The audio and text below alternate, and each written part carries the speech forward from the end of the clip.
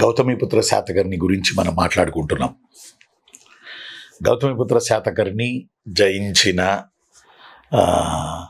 రాజ్యాల గురించి నిన్న మనం మాట్లాడుకున్నాం.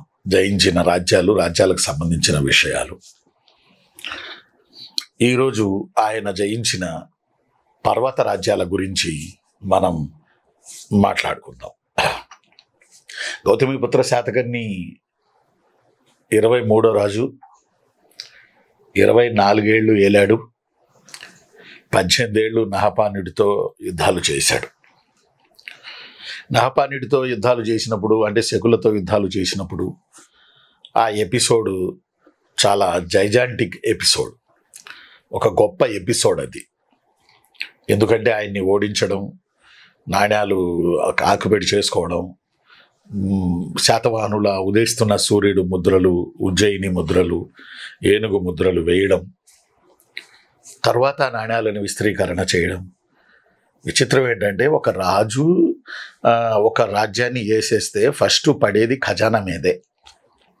హిస్టరీలో ఫస్ట్ పడేది ఖజానా మీదే, చరిత్రలో. ఆ ఖజానాలో ఉన్న నాణ్యాలను తెచ్చి కరిగించేసి తమకు అనుకున్న ఆకారంలో, తమ రాజ్యంలో కొనసాగుతున్న నాణ్యాల స్టైల్లో నాణ్యాలు వేసుకుంటారు. ఏ రాజులైనా ఖజానాన్ని తెచ్చి కరిగించుకొని, అది వెండి కావచ్చు, అది బంగారం కావచ్చు, బంగారు నాణ్యాలు కావచ్చు.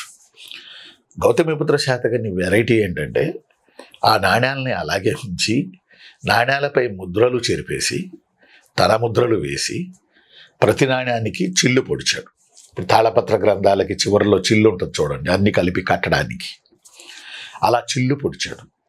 అంటే ఈ చిల్లు పొడవడం లేదా పంచమార్కడ్ కాయిన్స్ అనే స్టైలు యాక్చువల్లీ శాతవాహనులది కాదు, మౌర్యులది. మౌర్యుల నుంచి నాణ్యాలకి పంచ చేస్తున్నారు. అదే అలవాటుతో గౌతమిపుత్ర శాతకర్ణి తనకు దొరికిన నహపానుడికి చెందిన వెండి నాణ్యాలు 13,200 నాణ్యాలపై ఇలా చిల్లు పొడిచి, ఏ పరికరంతో మరి చిల్లు పొడిచారో చిల్లు పొడిచి తన ముద్రలు వేసుకున్నాడు. ఇదొక వెరైటీ.